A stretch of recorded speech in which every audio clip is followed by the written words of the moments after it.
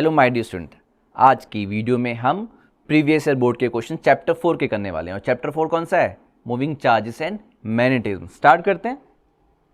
First question, to wires carrying current I1 and I2 lie one slightly above the other, just एक के ऊपर just ऐसे on a horizontal plane. ध्यान रखना, horizontal plane आपको imagine करना पड़ेगा। हॉरिजॉन्टल प्लेन में जो डायग्राम आपको नजर आ रहा है, ये हॉरिजॉन्टल प्लेन में है as shown in the figure. आपको रीजन बताना है कि the region of vertically upward direction, देखो वर्टिकली अपवर्ड डायरेक्शन है, वर्टिकल अपवर्ड डायरेक्शन है और स्ट्रॉन्गेस्ट मैग्नेटिक फील्ड होनी चाहिए।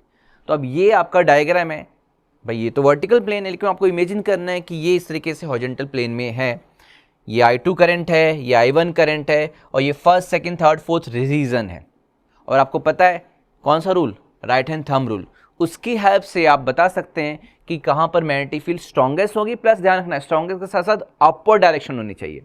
इस प्लेन के अकॉर्डिंग ये देखो, ये करंट है तो यहाँ राइट हैंड थंब रूल लगाएं, इनवर्ड यानी इस तरीके से नीचे की तरफ, और करंट इधर I1 के अकॉर्डिंग ये ऊपर की तरफ। तो ये एक नीचे एक ऊपर तो कैंसिल हो गया। यहाँ तो पॉसिबल नहीं है स्ट्रॉन्गेस्ट, क्योंकि एक की वजह से नीचे एक की वजह से ऊपर, दोनों डायरेक्शन सेम होता तो प्लस हो जाता तो स्ट्रॉन्गेस्ट हो जाता।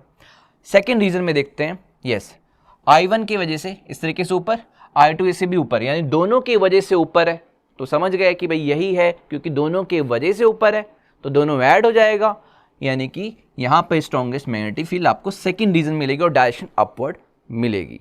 तो आगे करने की जरूरत ही नहीं है। आपका जो ऑप्शन बी है, जो कि सेकेंड रीजन है, यहाँ पर मैग्नेटिक फील्ड स्ट्रॉन्गेस्ट मिलेगी और डायरेक्शन अपवर्ड मिलेगी। Concept clear? Next question number 2, the magnetic field at the centre of current carrying circular loop है of radius capital R is B1। The magnetic field at a point on its axis at a distance R from the centre of loop is B2। अब देखो, एक तो centre की बात कर रहे हैं और एक डिस्टेंस एक्सिस पे है R, ठीक है, और रेडियस भी R है, डिस्टेंस भी R है। Then the ratio of B1 upon B2। तो पहले फॉर्मूला आपको याद आना चाहिए। What is the magnetic field due to circular loop? Magnetic field due to circular loop mu naught I upon 2R। It is the magnetic field at the centre वाला formula है, centre of loop के लिए formula है। और centre of loop के लिए magnetic field क्या हमने लिया है? B1, तो it is B1। Now at the axis, तो एक्सिस के लिए जो B का फॉर्मूला होता है एक्सिस पे, वो होता है म्यू नॉट I रेडियस का स्क्वायर यानी R का स्क्वायर अपॉन 2 टाइम्स रेडियस का स्क्वायर प्लस सेंटर से डिस्टेंस उस पॉइंट का एक्सिस पे यानी x ले लेते हैं का स्क्वायर की पावर 3/2। तो ये 3/2 ये फॉर्मूला है। इसमें क्या पुट करना है कि जो डिस्टेंस दे रखा है R एक्सिस पे फ्रॉम द सेंटर, तो पुट कर दो यहाँ पर x की value R। When we put x equal to R, then we get the value B2, यानी मैग्नेटिक फील्ड जो होगी B2 होगी, and it is equal to mu naught I R square upon 2 times x का रखेंगे तो R square plus R square 2R square, तो 2R square की power 3/2। इसको सॉल्व कर लो आप, तो हमें क्या मिलेगा? Mu naught I R square, yes 2 तो पहले से 2 की पावर 3/2, 2 की पावर 3/2 आपको 2√2 मिलेगा, और R स्क्वायर की पावर 3/2, तो ये 2 से 2 कैंसिल, R क्यूब मिलेगा। और सिंप्लीफाई कर दें आप इसको, तो म्यू नॉट I, ये R स्क्वायर या R क्यूब एक R कैंसिल हो जाएगा, 2 टाइम्स ऑफ 2√2 R मिलेगा। तो यहाँ देखो mu naught I upon 2R है, ये R है, और ये 2√2 टाइम्स ऑफ R है। तो आप डिवाइड करेंगे, जब आप B1 अपॉन B2 करेंगे तो क्या मिलेगा? क्लियर दिख गया आपको आंसर कि B1 अपॉन B2 क्या मिलेगा, क्योंकि ये इन्वर्सली है। तो 2 से 2 कैंसिल, म्यू नॉट I और R कैंसिल, तो बचेगा 2√2 अपॉन 1। ऑप्शन कौन सा दिख रहा है आपको? Yes, option A correct. तो फॉर्मूले आपको याद होने चाहिए, बस वैल्यू पुट करनी जैसा क्वेश्चन में कहा गया, और क्वेश्चन को समझना जरूरी है। जल्दबाजी में कुछ गलत चीजें ना पुट कर देना कि गिवन क्या है और कहीं और पुट कर दिया। Question number 3, a proton and alpha particle move in a circular orbit. Circular orbit में मूव कर रहा है, यानी कि सर्कल में घूम रहा है, तो सेंट्रीपिटल फोर्स, और वो कौन प्रोवाइड कर रहा है? By the magnetic force. Their speeds are in the ratio, proton and alpha particle की जो स्पीड के रेशियो 9:4 है। The ratio of radius of their circular path is RP upon R alpha, RP upon R alpha. ये find करना है आपको तो formula कौन सा, अगर नहीं याद आ रहा फॉर्मूला तो आपको कंसेप्ट ध्यान रखना है कि सर्कल में घूमना मतलब centripetal force mv²/r and this force is provided by the magnetic force on the charge that is qvb, maximum value sin 90 के अकॉर्डिंग qvb आ जाएगा। तो यहाँ से जो आपको r मिलेगा v² से एक v कैंसिल, तो आपको मिलेगा mv/qb। तो ये फॉर्मूला आपको याद होना चाहिए, नहीं याद है तो इस कंसेप्ट से तुरंत आ चुका है। अब आप देख सकते हो r मैग्नेटिक फील्ड गिवन है, दोनों की मैग्नेटिक फील्ड सेम है, प्रोटॉन अल्फा पार्टिकल के लिए दोनों सेम मैग्नेटिक फील्ड में एंटर कर रहे हैं, b सेम है लेकिन मास और स्पीड और चार्ज डिफरेंट है। तो यहाँ पर आप देख सकते हो कि radius of proton to the alpha particle जो सर्कल में घूमेंगे, radius of proton to the alpha particle, अब देखो मास के डायरेक्टली पोर्शन है तो यानी मास की ratio mass of proton upon mass of alpha particle, speed के directly portion speed of proton upon speed of alpha particle, and charge के inversely, तो अगर चार्ज के इन्वर्सली तो मतलब r इन्वर्सली तो ऊपर हो जाएगा अल्फा, नीचे हो जाएगा प्रोटॉन, क्योंकि r q के इन्वर्सली। अब वैल्यू पुट कर देते हैं, mass of proton alpha, yes आपको पता है अल्फा का mass 4 times of mass of proton होता है, तो ये 1/4 आ जाएगा, into ratio speed, speed are in the ratio of 9:4 proton to the alpha, तो ये 9/4 दे रखा है, ठीक है, इनटू चार्ज ऑफ अल्फा और प्रोटॉन में क्या रिलेशन, तो यस आपका जो चार्ज होता है अल्फा का वो 2 टाइम्स होता है प्रोटॉन के, तो 2:1। अब यहाँ पे देखो क्या चीज़ आ रही है, यस 2 × 2 4 होता है तो आपको 2 मिला, 9/2 × 4 8, 9/8, ऑप्शन यहाँ पे 9/8, ऑप्शन डी, तो option D is correct. Clear. Next question number 4, the nature of parallel and anti parallel current. Parallel means same direction में करंट, ओके, ये 2 पैरेलल वायर वाला कंसेप्ट पढ़ा है ना आपने, ये करंट I1 और ये I2, तो ये पैरेलल, और अगर अपोजिट डायरेक्शन में हो जाए एक करंट इसमें एंटी पैरेलल। तो आपको बताना है कंसेप्ट, तो आपको पता ही है कि जैसे लाइक चार्ज रिपल करता है, उल्टा हो जाता है यहाँ पे, लाइक चार्ज रिपल करता है वो इलेक्ट्रिकल फोर्स के से, और यहाँ मैग्नेटिक फोर्स वाला कंसेप्ट है करंट में, तो लाइक करंट अट्रैक्ट करता है मैग्नेटिक फोर्स में, तो लाइक करंट यानी पैरेलल करंट अट्रैक्ट करेंगे और अनलाइक करंट यानी जो आपके एंटी पैरेलल होंगे वो रिपल करेंगे। ऑप्शन कौन सा सही है, parallel current attract, anti parallel current repel, सही है option B, parallel current attract, ठीक है, and anti parallel current repel, magnetic force वाला कंसेप्ट, ठीक है। Question number 5, if an ammeter is to be used in place of volt meter, ammeter is to be used in place of volt meter, then we must have to connect with the ammeter, क्या connect करना चाहिए, लो resistance in parallel, low resistance in series, high resistance parallel, high resistance series. अगर हमें ammeter use करना है in place of volt meter, then we must connect with ammeter a. देखो ammeter कैसे बनता है, कंसेप्ट क्या है, तो जो एमीटर है, एमीटर गैलोमीटर से ही बनता है, और जो आपका गैलोमीटर है उसके अक्रॉस स्मॉल रेजिस्टेंस लगाएंगे, दैट इज शंट, तो अगर स्मॉल रेजिस्टेंस शंट लगाएंगे तो वो आपका एमीटर में कन्वर्ट हो जाएगा। यानी किसी चीज़ को एमीटर बनाना है आपको, गैलोमीटर या अगर वोल्टमीटर दिया है तो आपको उसका रेजिस्टेंस कम करना पड़ेगा, और रेजिस्टेंस कम करना पड़ेगा, और रेजिस्टेंस कम होने के बाद जो इक्विवेलेंट रेजिस्टेंस आता है जब बन करके एमीटर आता है वो रेजिस्टेंस बहुत कम होना चाहिए, सो डैट कि वो कनेक्ट करेंगे सीरीज में सर्किट में, सर्किट में वो सीरीज में लगता है तो सर्किट की करंट को ना के बराबर चेंज हो, ठीक है, तो इसीलिए हमें स्मॉल रेजिस्टेंस पैरेलल में लगाना पड़ता है, क्योंकि पैरेलल में जब इक्विवेलेंट निकालते हैं तो वैल्यू बहुत कम हो जाती है, और जितना स्मॉल होगा उतनी ही कम वैल्यू होगी, ये कंसेप्ट ध्यान रखना है। तो आंसर क्या होगा, लो resistance in parallel, yes low resistance in parallel लगाना पड़ेगा, कनेक्ट करना पड़ेगा, जिससे उसका रेजिस्टेंस बहुत कम हो जाए और एज ए एमीटर उसको सर्किट में यूज कर सके। Question number 6, a current carrying wire kept in a uniform magnetic field will experience a maximum force current carrying wire in uniform magnetic field। कोई वायर किसी बाहरी मैग्नेटिक फील्ड में रखा गया है, उसकी तो मैग्नेटिक फील्ड है लेकिन वो दूसरी मैग्नेटिक फील्ड में रखा गया है, तो फोर्स का फॉर्मूला क्या होता है, F = ILB sin theta, F = ILB sin theta, तो जो थीटा की वैल्यू है वो मैक्सिमम, साइन थीटा की वैल्यू कब मैक्सिमम होगी, तो थीटा की वैल्यू 90 के लिए साइन की वैल्यू यानी साइन 90 आपका 1 होता है, तो यानी फोर्स आपका मैक्सिमम होता है, F = ILB होगा और ये मैक्सिमम होगा, तो यानी कि आंसर कौन सा होगा, perpendicular to the magnetic field. अगर वायर को मैग्नेटिक फील्ड के परपेंडिकुलर रखा जाए तो मैक्सिमम फोर्स लगेगा, फॉर्मूला आपके सामने है। Question number 7, a current of 10 ampere is flowing east to west. जब आप इस तरह के डायरेक्शन वाले क्वेश्चन करो ना, तो आपको ध्यान रखना है कि आपके सामने नॉर्थ, इंडिया का मैप याद रखना है, सामने नॉर्थ, पीछे साउथ, ईस्ट और ये वेस्ट, ऐसे करके, ठीक है। तो मैं अपने अकॉर्डिंग बता रहा हूँ, तो आप भी अपने अकॉर्डिंग इस तरीके से इमेजिन करना। 10 एम्पियर की करंट है ईस्ट टू वेस्ट। अब मेरे अकॉर्डिंग ये सामने नॉर्थ, पीछे साउथ, ईस्ट से वेस्ट, तो ये करंट है ईस्ट से वेस्ट, ये 10 एम्पियर की करंट है। हॉरिजॉन्टल टेबल है, तो ये हॉरिजॉन्टल इस तरीके से।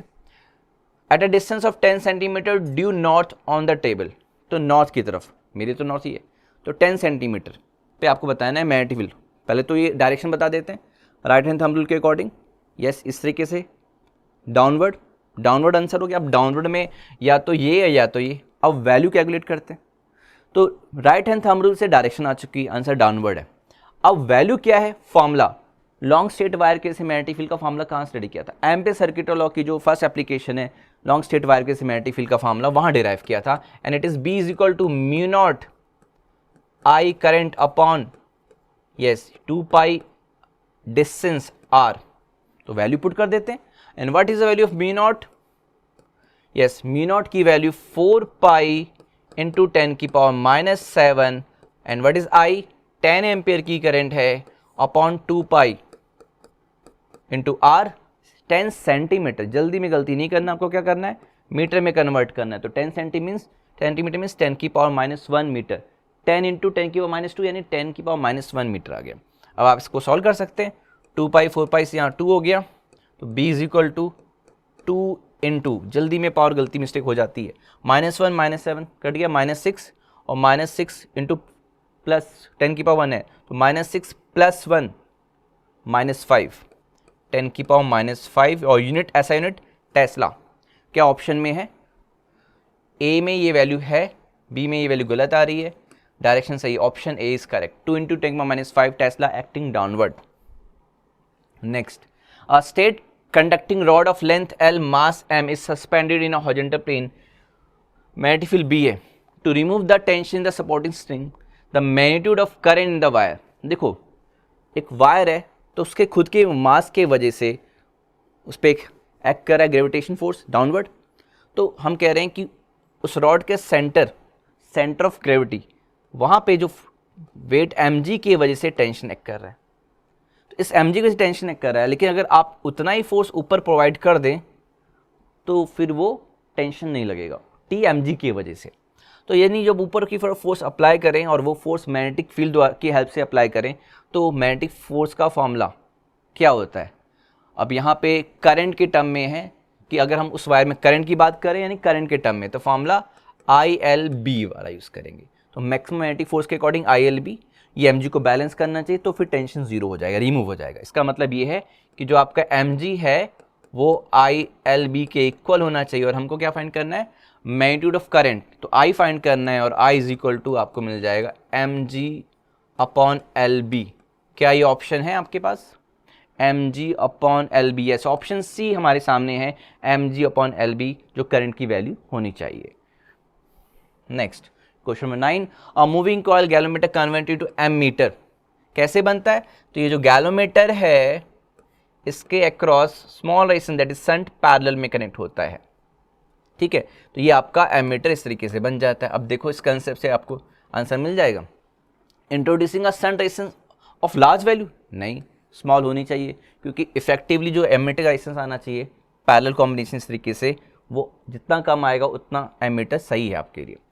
तो introducing a shunt resistance small value in parallel, yes this is the answer, option B is correct, ठीक है। स्मॉल रेजिस्टेंस जो है वो पैरेलल में होना चाहिए।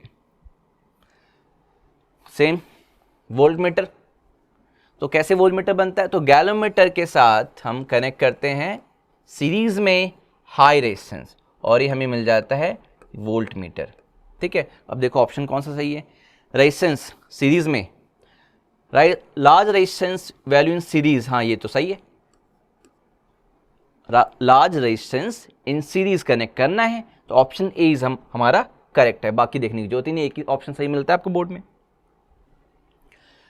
Question number 11, a strong magnetic field is applied on a stationary electron, stationary rest में है इलेक्ट्रॉन, ध्यान रखना आपका, stationary electron, then the electron move in the direction of field, magnetic field की बात करें, इलेक्ट्रिक फील्ड की बात नहीं कर, ध्यान रखना मैग्नेटिक फील्ड है, remain stationary, move perpendicular to the field, move opposite to direction of field. आपको बता दें स्टेशनरी है तो जो इलेक्ट्रॉन स्टेशनरी है तो उस पर मैग्नेटिक फोर्स नहीं लगता, फॉर्मूला आपको पता है ना चार्ज वाला, F = QVB sin थीटा।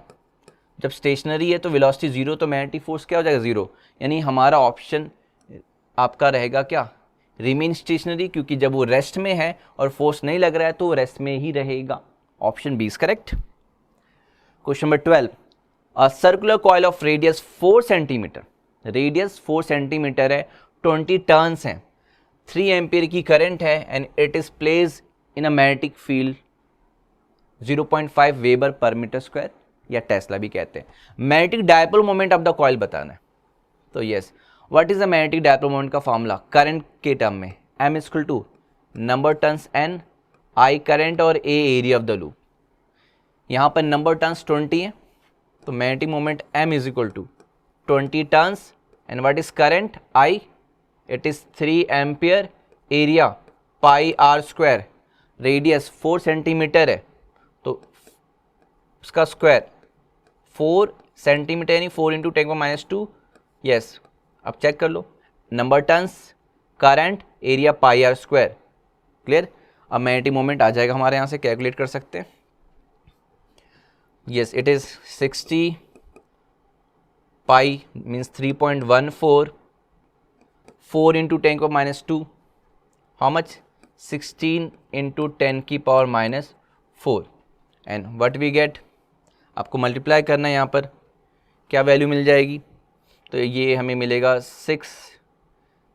3.14 × 6 करते हैं, वी गेट 6 4 24, 6 1 6, 8 6 3 18, 18.84, अब इंटू 16 करना है हमको, इंटू 16 कर देते हैं और 6 4 हमें मिल जाएगा ये 24, 6 8 48, 0 5 यहाँ पे 63 एंड 6 1 6 11 एंड 1 से मल्टीप्लाई करें 1 4 8 8, इस तरीके सॉल्व करके आपको मिल जाएगा वैल्यू अराउंड अप्रॉक्स, क्योंकि MCQ अप्रॉक्स कैलकुलेट कर लेंगे आप, इट इज़ 4 4 13 कैरी 0, ये 3 and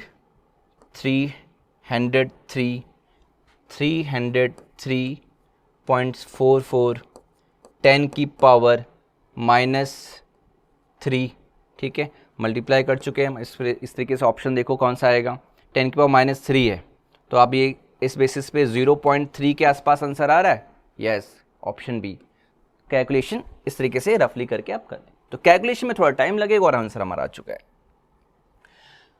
question number 13, an electron is projected with uniform velocity along the axis of current carrying long solenoid which is following is true.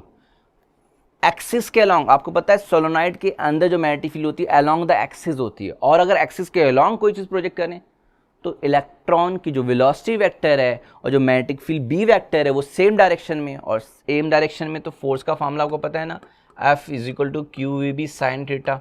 जब theta 0 है तो क्या होगा, फोर्स लगेगा ही नहीं, तो इलेक्ट्रॉन क्या करेगा, एसिलेट करेगा, जब फोर्स लगेगा तो एसिलेट तो करेगा नहीं, electron path will be circular, along जा रहे तो फोर्स लगेगा नहीं, सर्कल में घूमेगा ही नहीं, electron will experience the force at 45 degree, नहीं, electron will continue to move with uniform velocity, क्योंकि जब फोर्स नहीं लग रहा तो जो वेलोसिटी है, जिस वेलोसिटी से एंटर कर रहा है उसी वेलोसिटी से मूव करता जा रहा है, ऑप्शन डी करेक्ट रहे।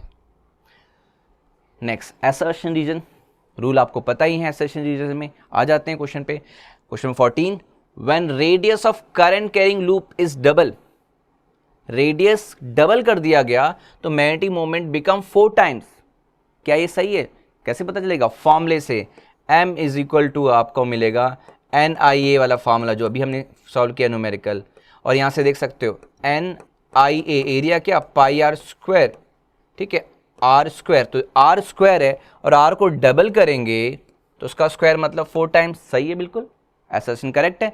Reason, the magnetic moment of current carrying loop is directly proportional to area of the loop, M A के डायरेक्टली प्रोपोर्शन है और एरिया पाई स्क्वायर होता है, तो यहीं से यानी सही है, ये भी सही है और इसी से आइडिया लग रहा है कि असर्शन हमारा सही है। तो ऑप्शन ए होगा कि असर्शन भी सही है, रीजन भी सही है और इसी से ही हमने इसको एक्सप्लेन किया है कि एरिया वाले कंसेप्ट में पाई स्क्वायर वाला टर्म होता है।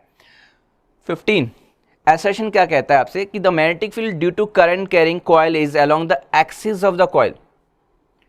करंट कैरिंग कॉइल, इस करंट कैरिंग कॉइल की जो मैग्नेटिक फील्ड होती है along the axis of coil होती है, magnetic field due to current carrying coil, ठीक है, ये एक्सिस के अलोंग है, ठीक है। जैसे हम यहाँ पे फाइंड करेंगे डिपेंड करेगा क्लॉकवाइज या एंटी क्लॉकवाइज। अगर आपका एंटी क्लॉकवाइज है तो नॉर्थ पोल बनेगा टुवर्ड्स होगा और क्लॉकवाइज है तो अवे होगा, सही। Magnetic field due to current carrying coil is proportional to the number of turns, number of turns के प्रोपोर्शनल, तो नंबर टर्न्स के प्रोपोर्शनल होता है, हाँ, जितनी ज्यादा नंबर टर्न्स होंगे उतना, तो दोनों चीज सही है बट रीजन से वो एक्सप्लेनेशन है नहीं, तो option B is correct. Clear? Yes, next question number 16, a beam of particles projected along plus x axis experience of force due to magnetic field along the y axis. तो magnetic field along the y axis है, what is the direction, sorry experience of force along y axis है, what is the direction of magnetic field.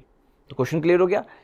Velocity vector जो है particle का वो along x axis है, force experience हो रहा है अलोंग द वाई एक्सिस, और फोर्स क्यों लग रहा है, मैग्नेटिक फील्ड की वजह से लग रहा है। तो बताओ मैग्नेटिक फील्ड की डायरेक्शन क्या होगी। तो आपको पहले फॉर्मूला याद आना चाहिए कि इस पे फॉर्मूला क्या है आपका, formula force on a charge, magnetic force on a charge, and the formula is F vector is equal to Q V cross B. और डायरेक्शन की बात करें तो इसलिए वेक्टर फॉर्म लिखना है, F is to Q B sine theta, तो formula होता ही है, लेकिन मैंने ये वेक्टर क्यों लिखा, क्योंकि यहाँ डायरेक्शन की बात करें और डायरेक्शन पूछी गई, तो वेक्टर फॉर्म से डायरेक्शन बहुत ईजिली आ जाता है। और यहाँ पे देख सकते हो particle, a beam of alpha particle, alpha particle होना चाहिए, तो अल्फा पार्टिकल जो होता है वो पॉजिटिव चार्ज होता है, और कितना चार्ज होता है, +2e होता है, क्यू पॉजिटिव में, ठीक है। और वेलोसिटी वेक्टर की जो डायरेक्शन है, चलो मैग्नीट्यूड v मान लेते हो, डायरेक्शन है i cap along the x axis, तो v vector is equal v i cap plus में जो फोर्स लग रहा है f वेक्टर वो मैग्नीट्यूड कुछ f आएगा और डायरेक्शन हम yes plus y means j cap कह रहे हैं। तो यहाँ पे जब पुट करेंगे वैल्यू तो हमें आइडिया लग रहा है कि यहाँ पर डायरेक्शन की अकॉर्डिंग पुट कर रहे हैं कि हमारा j कैप आना चाहिए और ये चार्ज पॉजिटिव में, चलो ठीक है, प्लस v वेक्टर यानी आई कैप, तो आई कैप को किसके साथ क्रॉस प्रोडक्ट करें कि हमारा जे कैप आ जाए, तो आई क्रॉस के करने पे जे आता है या आई क्रॉस माइनस के करने पे जे आता है, तो आई क्रॉस के, आई कैप तो हो गया, आई कैप तो प्लस में, तो आई क्रॉस के करने पे आप उल्टा जा रहे हो ना, आई क्रॉस के क्रॉस आई जे होता है, तो आई क्रॉस के माइनस जे होगा और आपको यहाँ प्लस चाहिए, तो यानी यहाँ पे होना चाहिए क्या, यहाँ होना चाहिए माइनस के कैप। तो इस तरीके से आइडिया लग जाएगा और सीधे आंसर लिखना है, आंसर क्या कि minus k cap means minus z axis होगी direction of magnetic field. Clear? Next, two identical coils each of radius capital R है एंड टर्न्स हैं, ठीक है, lying perpendicular plane such that their centre coincide, diagram में यहाँ show कर दिया मैंने, आप देख सकते हो ये एक प्लेन है वर्टिकली और ये हॉरिजॉन्टली, लेकिन इनका जो सेंटर है वो कोइंसाइड कर रहा है, ठीक है। हमें क्या फाइंड करना है, तो कोइंसाइड कर रहा है लेकिन करंट अलग है, एक में आई करंट है दूसरे में √3i है, तो net resultant magnetic field find करनी है एट द सेंटर। तो पहले डायग्राम आपको ड्रॉ करना पड़ेगा इस तरीके से, तो एक सर्कुलर लूप इस तरीके से हॉरिजॉन्टल प्लेन में, जो करंट है वो आई है, ठीक है, और करंट ऐसे आई है तो ऊपर से देखो आप आई है तो इस तरीके से एंटी क्लॉकवाइज, तो नॉर्थ बनेगा, तो ऊपर डायरेक्शन क्या होगी मैग्नेटिक फील्ड की, यस आउटवर्ड, तो ये B1 आई करंट, ये जो आई करंट है उसकी वजह से B1 मैग्नेटिक फील्ड।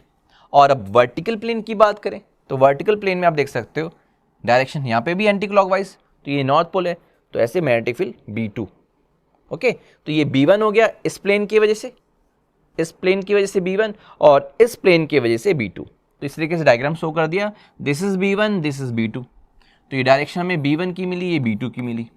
अब वेक्टर क्वांटिटी है तो जो नेट मैग्नेटिक फील्ड होगी इस पॉइंट पे, वो नेट मैग्नेटिक फील्ड ये होगी, बी नेट हमें बताना है। तो वेक्टर कंसेप्ट के अकॉर्डिंग जो नेट मैग्नेटिक फील्ड होगी, यस, वो वेक्टर सम होगी, B1 vector plus B2 vector होगा।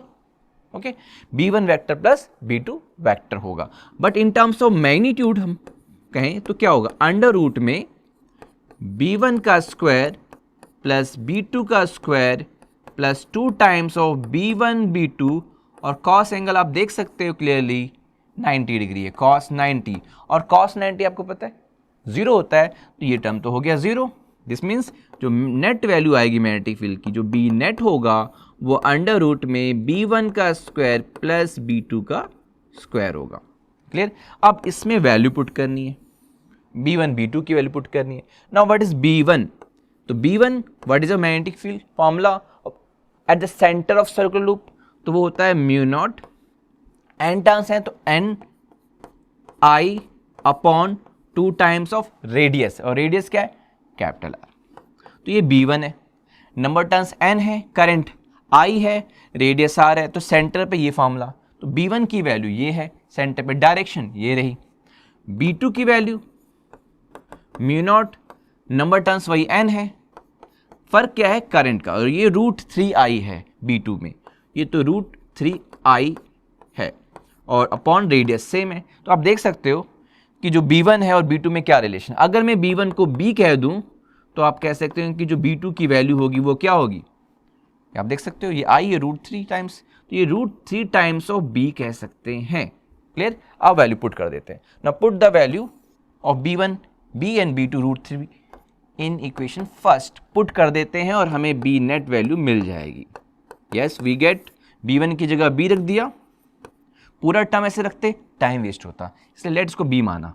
ठीक है, B2 √3 टाइम्स हो गया, √3 टाइम्स ऑफ B का स्क्वायर। अब आपको सिंपल हो गया, B का स्क्वायर √3 का स्क्वायर 3 हो जाएगा, B square plus 3B square 4B square का रूट, और 4B स्क्वायर का रूट 4 का root square root 2, B square का B, तो 2 टाइम्स ऑफ B आ गया। ओके, एंड B हमने क्या कहा, ये है B हमारा, तो पुट कर देते हैं 2 times of mu not an I upon 2R, ये 2 से 2 कैंसिल, जो net magnetic field I mu not an I upon R आ गई। तो ये नेट मैग्नेटिक फील्ड ये आ गई, और अगर एंगल बताना है B2 के रिस्पेक्ट में तो इस एंगल को आप अल्फा ले लो, ठीक है, और tan अल्फा का फॉर्मूला लगा सकते हो। यस, परपेंडिकुलर अपॉन बेस, यानी कि B1 अपॉन B2, B1 हमारा B है, B2 √3 टाइम्स ऑफ B है, 1/√3, और 1/√3 कब होता है आपको पता ही है, एंगल 30 डिग्री या 60 डिग्री, यस 30 डिग्री पे। तो इस तरीके से हमारा ये न्यूमेरिकल हो गया। Question number 18, 2 identical circular loop P and Q, diagram में आप देख सकते हैं 2 आइडेंटिकल सर्कुलर लूप है, यानी रेडियस सेम है, each of radius small r ले लिया, चलो ठीक है, रेडियस स्मॉल r ले लिया, कैरिंग करंट I है एक में और दूसरे में 2I है। ओके, एक में करंट I है, दूसरे में 2I ले लिया, respectively are lying in parallel plane, इस तरीके से पैरेलल, ठीक है, प्लेन सेम है, वर्टिकल प्लेन में दोनों ही है, कॉमन एक्सिस है। Okay, the direction of current in both the loops is clockwise seen from A, ध्यान रखना है O से, ये सेंटर पे O है, ठीक है, और डायरेक्शन यहां से देखने पे O के रिस्पेक्ट में आप अपने आप को इमेजिन कर लो कि आप O पे खड़े हैं और इधर एक सर्कुलर लूप है, इधर ऐसे करके, इधर देखो तो भी क्लॉकवाइज, इधर देखो तो भी क्लॉकवाइज, और क्लॉकवाइज करंट है तो कौन सा पोल, साउथ पोल बनेगा। तो साउथ पोल है तो मैग्नेटिक फील्ड लाइन से एंटर करती है। तो ड्रॉ करते हैं कि जो फर्स्ट लूप है इसके वजह से जो मैग्नेटिक फील्ड होगा, इसको मैं कह रहा हूँ फर्स्ट लूप P वाला, और ये सेकेंड, तो इसके वजह से जो मैग्नेटिक फील्ड, क्योंकि यहां से भी देखने पे आपका क्लॉकवाइज है, मेंशन है ना आपका ये क्लॉकवाइज, तो ये आपका क्लॉकवाइज है, तो B1 यानी इस लूप की वजह से मैग्नेटिक फील्ड उसके टुवर्ड्स होगी, साउथ पोल बन रहा है। वैसे इधर से भी देखने में क्लॉकवाइज है तो इस लूप के लिए भी साउथ पोल बनेगा तो उसके टुवर्ड्स होगी। तो B1 B2 की डायरेक्शन आप देख सकते हो अपोजिट हो गई। तो जो नेट मैग्नेटिक फील्ड आपको मिलेगा O पॉइंट पे, वो क्या मिलेगा, दोनों का डिफरेंस, और जो स्ट्रॉन्गर होगा उसके अकॉर्डिंग आपको वैल्यू मिलेगी। आप देख सकते हो करंट एक में I है, दूसरे में 2I है, तो बाकी सब तो आइडेंटिकल है। इसका मतलब है कि जिसमें करंट ज़्यादा होगी वो ज़्यादा स्ट्रॉन्गर होगा। तो जो नेट मैग्नेटिक फील्ड मिलेगी वो B2 माइनस B1 मिलेगी, क्योंकि B2 की वैल्यू ज़्यादा है और डायरेक्शन जो नेट मैग्नेटिक फील्ड का होगा वो बड़े के अकॉर्डिंग होगा, यानी इन द डायरेक्शन B2। अब इसमें वैल्यू पुट करते हैं। यस, B1 एंड B2 की वैल्यू। पहले B का फॉर्मूला बता दें आपको कि एक्सिस पे क्या, इससे पहले वाला न्यूमेरिकल सेंटर पे था, एक्सिस पे फॉर्मूला क्या है, म्यू नॉट आई, अगर n टर्न्स होते तो n लिख देते, फिलहाल यहाँ पे सिंगल ही लूप है, आई रेडियस का स्क्वायर, तो यहाँ रेडियस का स्क्वायर r ले लिया गया है, स्मॉल a लेते हैं तो स्मॉल a ले लेंगे, कैपिटल R हो तो कैपिटल R ले लेंगे, तो आपको जैसा मेंशन है वैसा रखना है, upon 2 times of r square plus x square की पावर 3/2। x क्या, ये सेंटर से ये डिस्टेंस है, और फिलहाल ये जो डिस्टेंस है उस पॉइंट का O का इस लूप के सेंटर से, ये डिस्टेंस क्या है, आप देख सकते हो कि ये 2r है, तो फिलहाल यहाँ पर डिस्टेंस क्लियर है कि 2r का हाफ करेंगे तो r है। तो हेयर आप देख सकते हो दोनों के लिए ही x की वैल्यू आपको स्मॉल r क्लियरली विजिबल है, ठीक है। तो B1 और B2 की वैल्यू इस फॉर्मूले से हम पुट करते हैं, फाइंड करते हैं। B1 is equal to mu naught times current B1 में क्या है I, B1 की वजह से I, रेडियस R का square 2 times of R square plus x की जगह R रख देंगे, R स्क्वायर की पावर 3/2। सिंप्लीफाई कर दो इसको, mu naught I R square और R square plus R square 2R square, तो 2 पहले से बाहर है ब्रैकेट से, 2R स्क्वायर की पावर 3/2, ठीक है।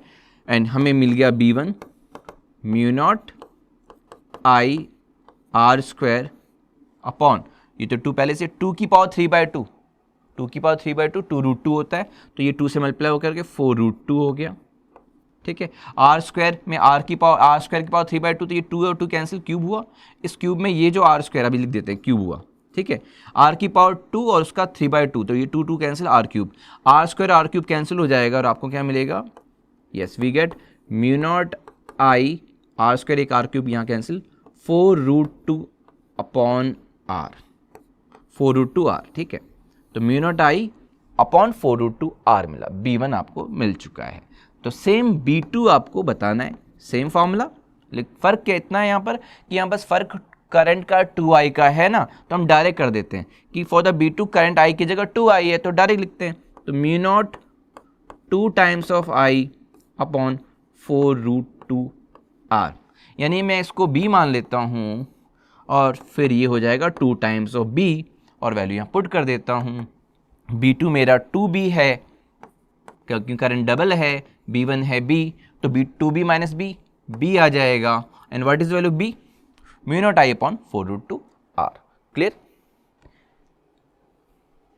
Next question number 19, a circular loop of closely bound n turns, circular loop है n टर्न्स है, रेडियस स्मॉल r है, करंट I है, राइट द एक्सप्रेशन, ध्यान रखना डिराइव नहीं बोला है, राइट बोला है, तो सीधे फॉर्मूला लिखना है। तो magnetic field at the centre, formula क्या होगा, yes answer, right the expression है, डिराइव नहीं करना है, तो फॉर्मूला डायरेक्ट लिख सकते हैं कि जो B एट द सेंटर होगा म्यू नॉट I, लेकिन n टर्न्स हैं तो आप क्या करेंगे, यहाँ पर n से मल्टीप्लाई करेंगे, n टर्न से, mu naught n I upon 2 times of radius, radius क्या, यस R, तो ये फॉर्मूला हो गया, एक्सप्रेशन लिखना था हमने लिख दिया।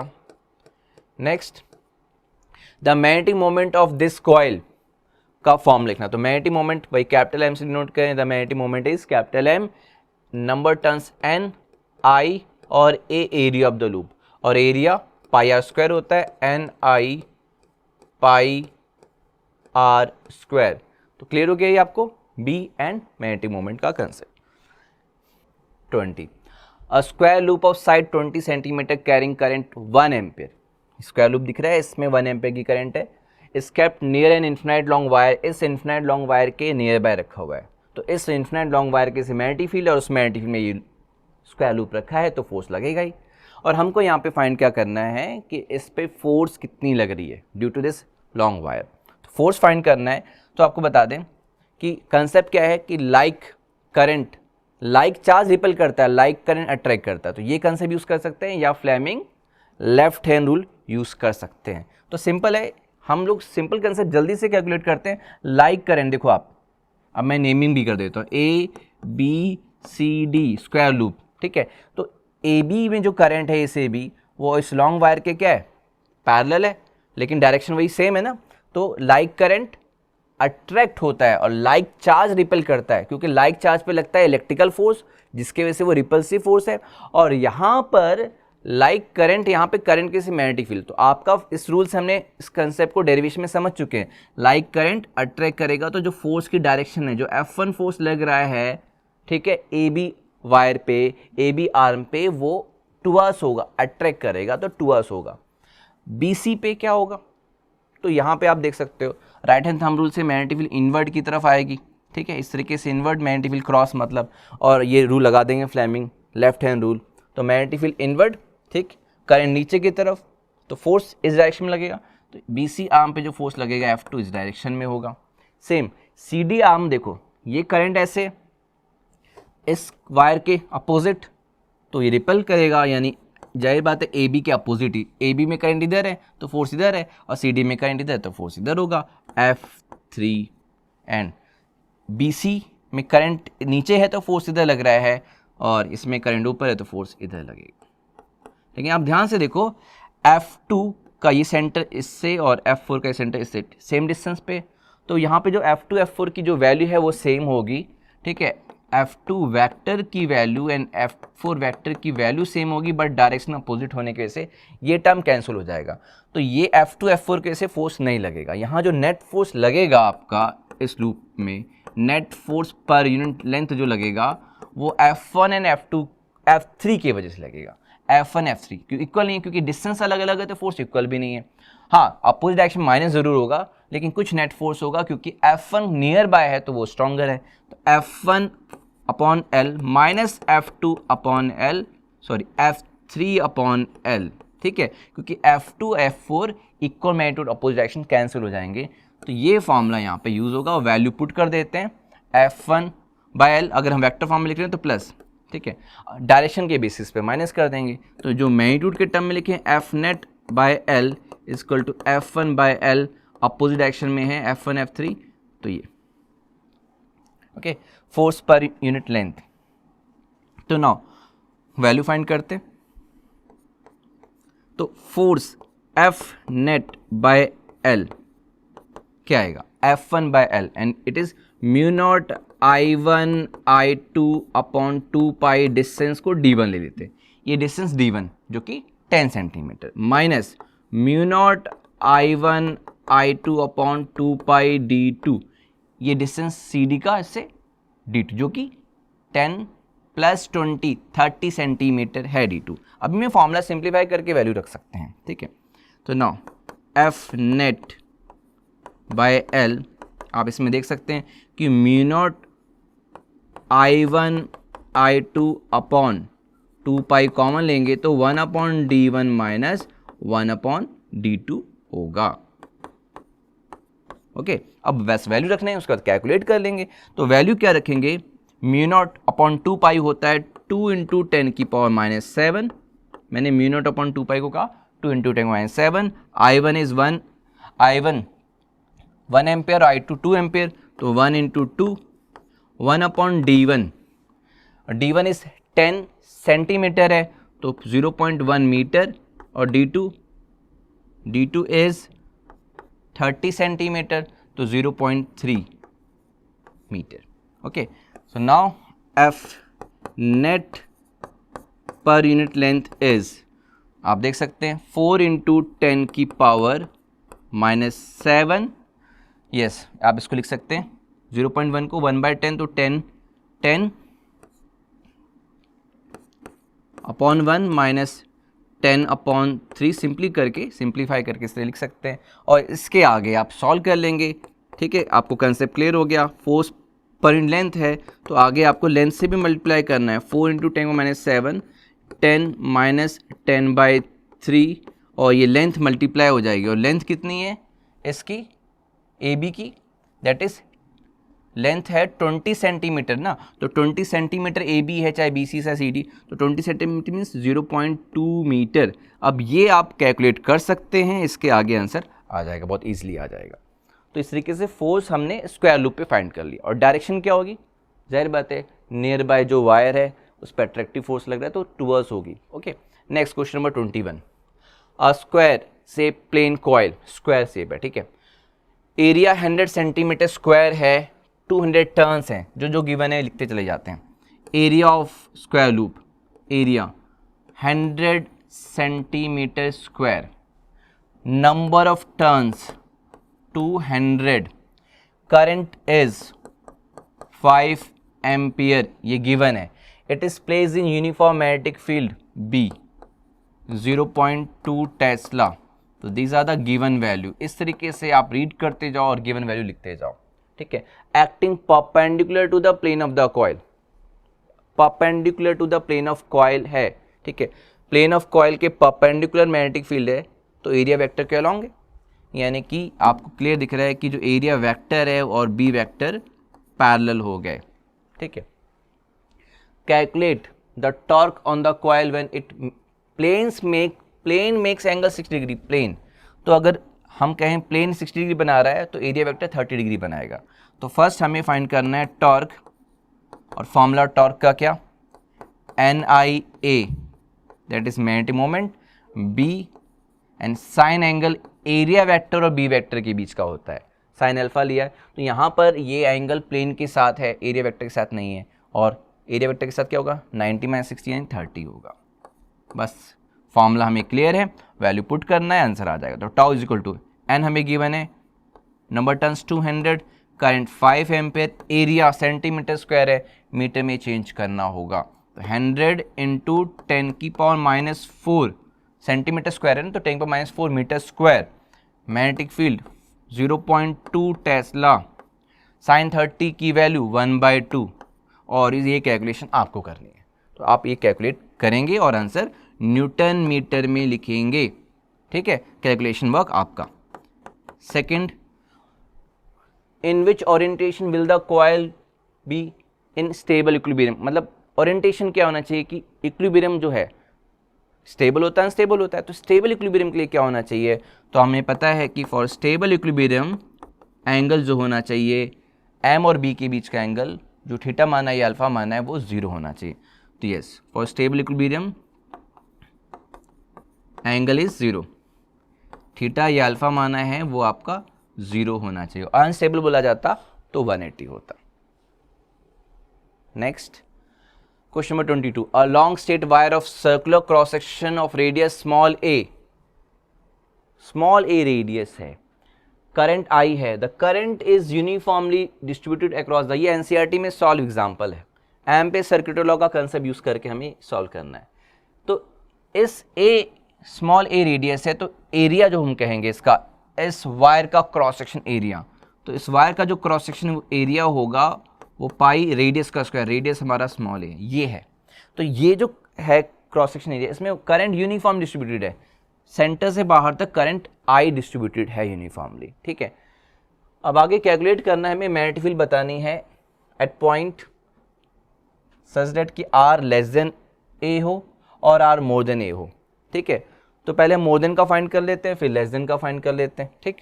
तो फर्स्ट, पहले सेकंड इसलिए बता दे रहा हूँ क्योंकि सेकंड आपको पहले से क्लियर है, ठीक है, फिर उससे आपको हेल्प मिल जाएगी। तो हमारा सेकंड जो है हमने वही ज़्यादा सॉल्व किया है कि एक वायर के बाहर, जैसे हमने एम्पेयर सर्किट लॉ की फर्स्ट एप्लीकेशन डिराइव की थी, इस वायर के, यस, अब इस वायर को जूम करके दिखा रहे हैं, ये जो वायर आप दिख रहा है जिसका आपका ये क्रॉस सेक्शन एरिया बहुत ना के बराबर, ये यहाँ पे इसी को जूम किया जा रहा है।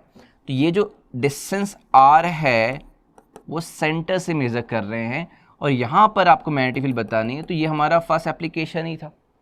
और मैग्नेटिक फील्ड क्या, क्योंकि अगर हम ये पॉइंट P ले रहे हैं और यहाँ पर हम देखें तो इस circular path, imaginary path ampere circuit law apply करें तो B.dl is equal to close integration of B.dl is equal to mu times of the current passing through this close path. तो ये पूरा वायर ही तो पास हो रहा है और वायर में करंट I है, तो म्यू टाइम्स ऑफ I, और इस क्लोज पाथ के अलॉन्ग चलें तो DL vector B vector same direction में, तो आपको पता है कि बी डी एल कॉस 0 होगा और कॉस 0 1 होगा, तो डायरेक्ट ले देते हैं बी डी एल μ0 I, ठीक है। और जो भी b की वैल्यू होगी इस क्लोज पाथ के अलॉन्ग वो यूनिफॉर्म रहेगी, तो ठीक है, ये b बाहर आ गया क्लोज पाथ के अकॉर्डिंग, इंटीग्रेशन करने पे dl म्यू नॉट आई, तो b is equal to dl का इंटीग्रेशन क्लोज पाथ का 2 pi R mu naught i and b is equal to आपको मिल गया म्यू नॉट आई अपॉन 2 पाई आर। तो इसलिए ये मैंने स्टार्टिंग की क्योंकि ये डेरिवेशन आप कर चुके हैं, लेकिन मेन चीज़ ये है कि r लेस देन a के लिए आपने नहीं किया है। यहाँ थोड़ा सा कंसेप्ट लगेगा, कंसेप्ट ये तो लगेगा, इसके एडिशनल ये लगेगा क्योंकि करंट जो है अंदर आप क्लोज पाथ लें, r लेस देन a के लिए आपने ये क्लोज पाथ माना है लेस देन a के लिए, तो करंट I इससे पास हो रही है। हम ये पार्ट देखें, करंट I पास हो रही नहीं, I तो पूरे वायर से पास हो रही है, I यूनिफॉर्म डिस्ट्रीब्यूटेड, तो I से कुछ कम ही करंट पास होगी, ये चीज़ यहाँ पे सोचनी है। तो स्टार्ट करते हैं हम फर्स्ट पार्ट इसका कि यहाँ पर हमारा कंसेप्ट ये है कि जो A एरिया है कौन सा पाई A स्क्वायर, इसके थ्रू हमारी करंट अगर I है तो यूनिट एरिया के थ्रू करंट क्या होगी I upon pi A square. तो ये जो हमारा P point R less than A के लिए उसके थ्रू क्या होगा, यानी कि पाई R मान लेते हैं और यहाँ पे R लेस देन A है, तो उसके थ्रू करंट कितनी होगी यूनिटी मेथड से I upon pi A square, तो यूनिट एरिया से तो पाई आर स्क्वायर एरिया से क्या होगा, तो पाई आर स्क्वायर से मल्टीप्लाई कर देते हैं। तो जो आई डैश आया वो यहाँ से क्या आया, तो आई डैश हमारा वो करंट है जो इस क्लोज पाथ से पास हो रही है। आई डैश हमारा आई से कम है, वो हमारा आ गया आई, पाई से pi cancel, R square upon ए स्क्वायर आ गया। तो हमें आई डैश मेन फाइंड करना था। अब इसके आगे कुछ नहीं, एम्पियर सर्किट लॉ। तो according to ampere circuit law B dot D L mu naught times of I dash कर देंगे, और वही B dot D L cos zero होगा और बी इंटीग्रेशन से बाहर होगा, D L mu naught I dash की जगह लिख देंगे I R square upon A square, और डी एल का इंटीग्रेशन आपको पता है 2 पाई आर आएगा। बस यहाँ पे आर लेस देन ए है, mu naught I R square upon A square. Now अब ये 2 पाई आर क्रॉस मल्टीप्लाई करेंगे, नीचे जाएगा, B equal to mu naught I R square upon 2 pi R into A square. अब देखो एक आर कैंसिल हो जाएगा यहाँ पे, B is equal to mu naught I upon 2 pi A square, यहाँ पे एक आर कैंसिल, एक आर यहाँ बचा ऊपर आर।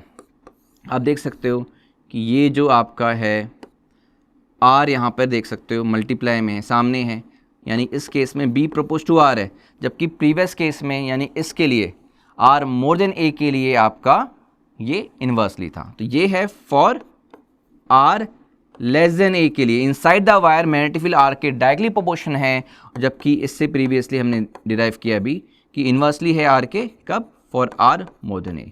तो directly inside the wire and inversely outside the wire, ये बहुत इंपॉर्टेंट चीज़ हो गई। और ग्राफ भी प्लॉट कर सकते हैं, अभी ग्राफ नहीं पूछा था बट मैं आपको बताता हूँ, ग्राफ भी आता है और आ भी सकता है। यस, ग्राफ होगा बी वर्सेस आर के लिए, सेंटर ये रहा, सेंटर से सरफेस तक मैक्सिमम, इनसाइड में मैक्सिमम रहेगा, सेंटर पे 0, ठीक है, और उसके बाद ये मैक्सिमम वैल्यू यहाँ पर आर इक्वल टू ए पे, उसके बाद इन्वर्सली, ठीक है। तो ये सेंटर से इधर तक डायरेक्टली है और उसके बाद बाहर इन्वर्सली है, यानी इसके लिए B प्रोपोज टू R है और इसके लिए B inverse to propose to R है। ये ग्राफ है इसके लिए, clear. Next, a wire AB is carrying a steady current of 12 ampere is lying on a table। एक टेबल पे एक वायर है, ठीक है। Another wire CD is also there carrying 5 ampere, उसमें करंट 5 एम्पियर की है। तो AB wire 12 ampere current, CD wire 5 ampere current, और AB के जस्ट अबव है ये CD wire at a height of 1 millimetre, at a height of 1 millimetre. Find the mass per unit length of the wire CD so that it remains suspended at its position when left free। तो समझ लो आप कि AB wire के ऊपर CD wire है, तो AB wire उस CD wire पे एक मैग्नेटिक फोर्स लगा रहा है, क्योंकि एक current carrying wire magnetic field produce करता है और उसके नियर बाय एक और करंट कैरिंग वायर है, तो वो फोर्स एक्सपीरियंस करेगा, उसके जस्ट अबव है। तो यहाँ पे मास पर यूनिट लेंथ फाइंड करना है, तो जस्ट अबव मतलब ग्रेविटी की वजह से नीचे आना चाहिए, लेकिन मैग्नेटिक फोर्स की वजह से वो उसको बैलेंस कर रहा है ग्रेविटी को। अब यहाँ पे जो मैग्नेटिक फोर्स है, ठीक है, मैग्नेटिक फोर्स जो है वो ग्रेविटेशन फोर्स को बैलेंस कर रहा है। तो magnetic force is equal to force due to gravity, force due to gravity को बैलेंस कर रहा है। तो मैग्नेटिक फोर्स का फॉर्मूला, अब एक वायर दूसरे वायर पे जो फोर्स लगा रहा है, तो यहाँ पे हम फोर्स पर यूनिट लेंथ हमें पता है, ठीक है। तो जो फोर्स पर यूनिट लेंथ है वो हमारा होता है mu naught I1 I2 upon 2 पाई डी, डिस्टेंस, ये है फोर्स पर यूनिट लेंथ। तो इसको लेंथ से मल्टीप्लाई कर देंगे तो फोर्स आएगा ना, तो ठीक है, लेंथ से मल्टीप्लाई कर दिया। और यहाँ पर ग्रेविटी mg, ठीक है। तो ये फॉर्मूला हमें मिल गया कि टू वायर्स के बीच में अगर फोर्स, तो mu naught I1 I2 upon 2 पाई डी, लेकिन ये फोर्स पर यूनिट लेंथ है, तो फिर टोटल फोर्स क्या होगा, लेंथ से मल्टीप्लाई कर देंगे। और हमें इस क्वेश्चन में m/l फाइंड करना है, तो आप देख सकते हो कि हमें यहाँ पे m/l फाइंड करना है। तो फॉर्मूला क्या मिलेगा, m/l में mu naught I1 I2 upon 2 पाई डी, और यस l तो ये m/l में, g यहाँ पर क्रॉस मल्टीप्लाई के नीचे, बस ये आपका फॉर्मूला है, इसमें वैल्यू पुट करते और आंसर आ जाएगा।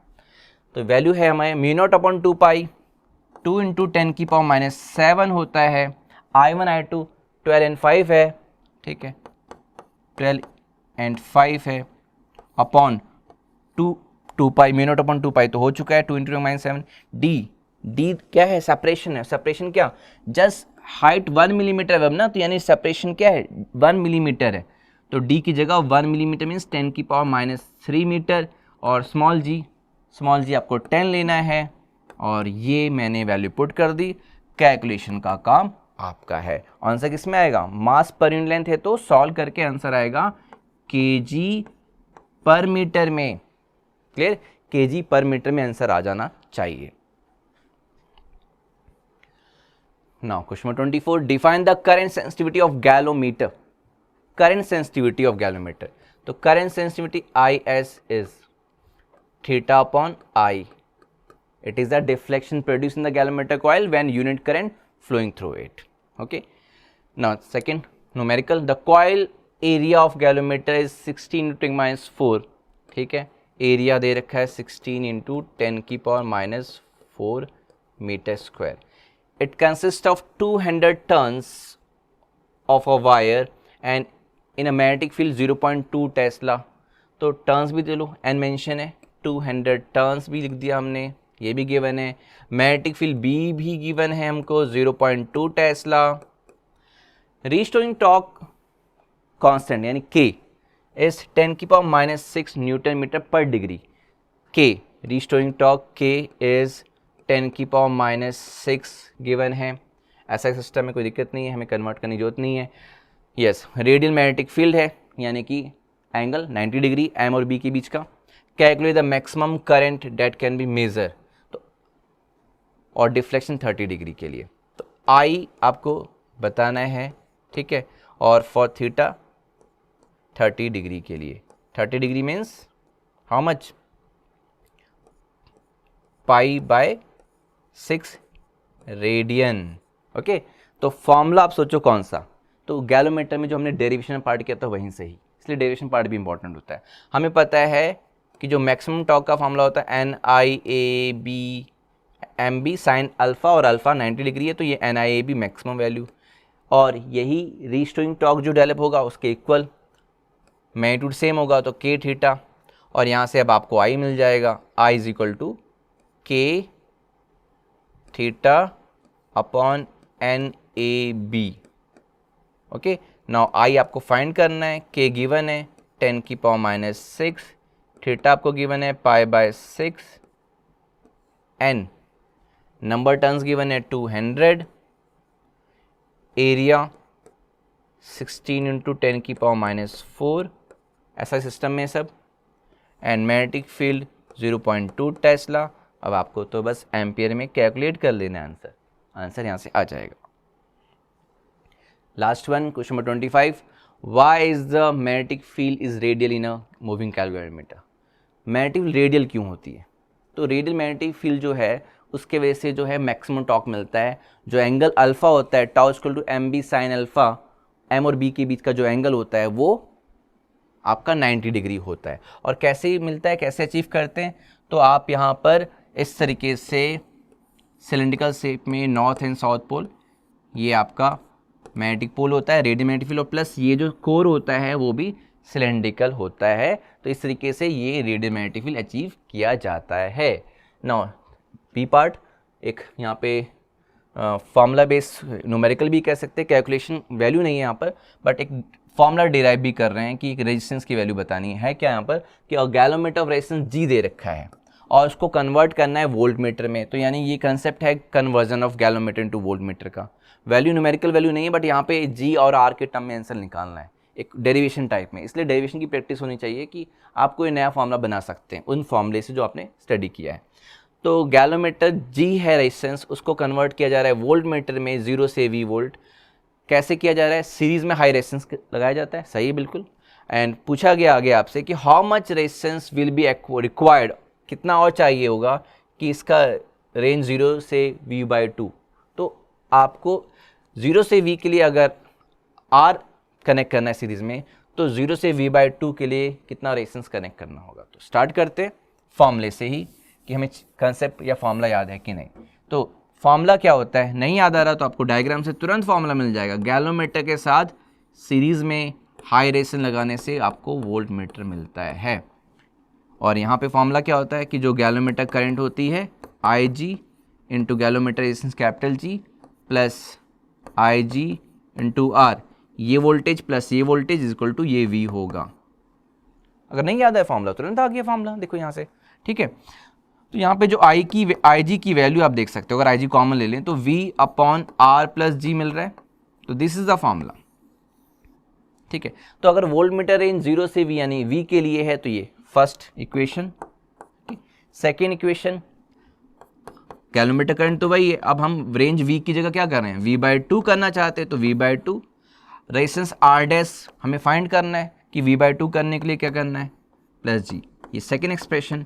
अब आपको क्या करना है, दोनों को इक्वेट करना है क्योंकि ये भी IG ये भी IG, और आपको मिल गया क्या, V/R plus G is equal to V/2 यानी 2 times of R dash plus G, ठीक है। और ये V से V cancel, means 2 times of R dash plus G is equal to R plus G, and we get R dash find करना है, तो R dash plus G is equal to what, R plus G upon 2, and R dash is equal to R plus G upon 2 minus G, and we get R dash is equal to how much,